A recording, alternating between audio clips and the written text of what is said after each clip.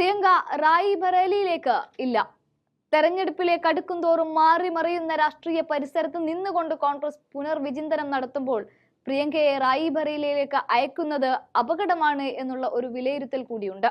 അതുകൊണ്ട് തന്നെ പ്രിയങ്കയുടെ സ്ഥാനാർത്ഥിത്വം റായ്ബറേലിയിൽ നിന്ന് തന്നെ എന്ന് ഉറപ്പിക്കാൻ വരട്ടെ എന്നാണ് കോൺഗ്രസ് ഇപ്പോൾ പറയുന്നതും. സോണിയ ശാരീരിക ബുദ്ധിമുട്ടുകൾ കണക്കിലെടുത്ത് ലോക്സഭയിൽ നിന്ന് മാറി രാജ്യസഭയിലേക്ക് പ്രവേശിച്ചപ്പോൾ തൊട്ട് പ്രിയങ്ക തന്നെ എന്നായിരുന്നു അവിടം ഉയർന്നു കേട്ട ശബ്ദം.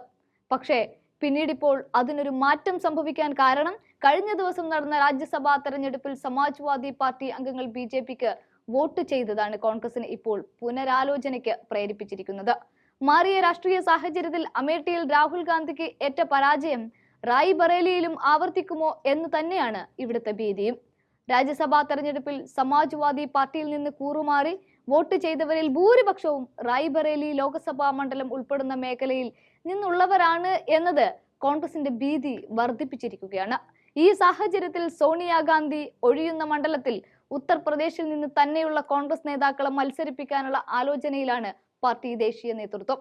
UPയിൽ കോൺഗ്രസ് ആശ്വാസമായി കരുതിയിരുന്നത് SP-യുമായുള്ള സീറ്റ് പങ്കിടൽ ചർച്ച പൂർത്തിയായി ഇന്ത്യ മുന്നണിയിൽ നിന്നുകൊണ്ട് മത്സരിക്കുക എന്നതായിരുന്നു. എന്നാൽ രാജ്യസഭാ തെരഞ്ഞെടുപ്പിൽ കോൺഗ്രസിന് മുന്നിൽ ഒരു ചിത്രം തെളിഞ്ഞു വരികയായിരുന്നു. അതാണ് ജയിക്കുമെന്ന് ഉറപ്പില്ല, നിർത്തി തോൽപ്പിക്കാനും വയ്യ. അതുകൊണ്ടുകൂടിയാണ് പ്രിയങ്ക ഗാന്ധിയെ മത്സരിപ്പിക്കുന്നതിൽ പുനരാലോചനയിലേക്ക് പാർട്ടി നേതൃത്വം കടന്നത്.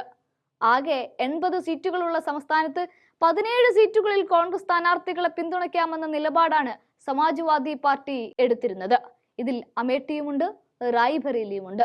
എന്തായാലും അന്തിമ തീരുമാനം ഇതുവരെ വന്നിട്ടില്ല.